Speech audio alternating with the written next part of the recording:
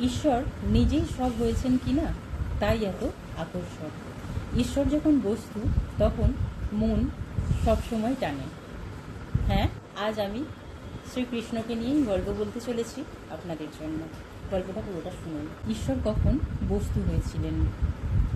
প্রজাপতি ব্রহ্মা একবার ঈশ্বরের লীলা দেখার জন্য সমস্ত রাখাল সমেত তার বাছুরদের হরণ করেছিলেন।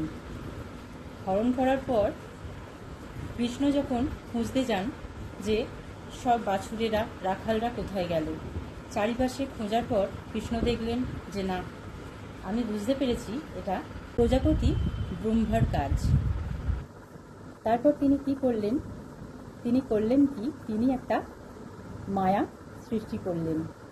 তিনি সব কিছু হলেন, বাছুর, রাখাল। প্রজাপতি ব্রহ্মা যাদের হরণ করেছিলেন তাদের রূপই সাক্ষাৎ শ্রীকৃষ্ণ ধারণ করলেন, হয়ে গেলেন সেই বস্তু। গল্পটা ঠিক এরকমই। আর যখন তিনি বস্তু হলেন তখন সেই বাছুরের মা গাভীরা পর্যন্ত সেই বাছুরগুলোর পিছনে দৌড়াতে আরম্ভ করলো। বুঝতে পারল না যে কেন এত টান বাছুরদের প্রতি, আরো বেশি বেশি টান জন্মেছে।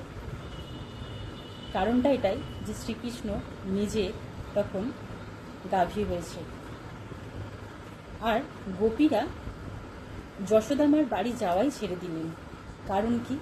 তাদের রাখালেরাই যে সাক্ষাৎ শ্রীকৃষ্ণ। তখন যশোদামা ভাবতে শুরু করলেন গোপীরা কেন আর আসছেন না, কিন্তু গোপীরা যে সাক্ষাৎ শ্রীকৃষ্ণকে পেয়ে গেছেন। ঈশ্বর যখন বস্তু তখন মনের টান আরও অধিক বেড়ে যায়। সবই যে শ্রীকৃষ্ণের যোগমায়ার আকর্ষণ, তাই ভেলকি লাগিয়ে দেয়।